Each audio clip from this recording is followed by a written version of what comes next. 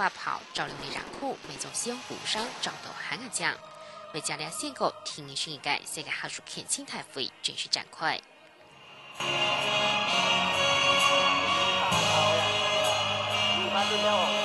昨天风色嘅气泡舒缓的电路，小朋友对上门地路走出来，分享过体内嘅客家香气。凤鼓兵马中带来嘅拳风两臂，震撼现场。下属天青大会係第四案嘅舉辦，所以兩開幕式咪係當公選的故商相地位嘅難門嘅舉辦，非常介紹羅師妹。古隻開幕式嘅主題傳統潮文化，專業到非常，大會注入鳳鼓嘅網上養變式嘅養變。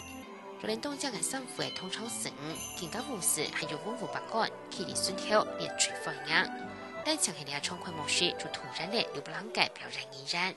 充滿古商風味嘅演出，不世界各體內嘅客家香氣太過眼界。天半夜暗號哦，大家遇上嘅集合團結在一起。哇，非常隆重啊！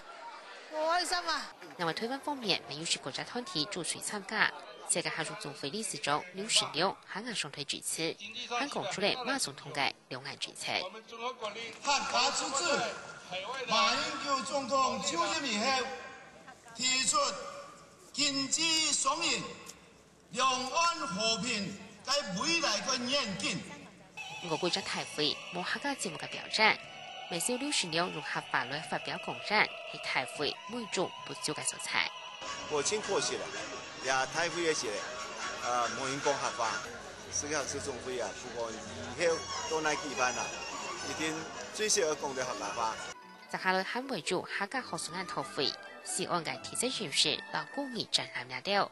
本參加大會嘅香氣，唔但搶咗啲價量交流，未做啲政治鋪嘅影視事案。下朝小風寒林秋麗喺中國陕西西安嘅採訪報道。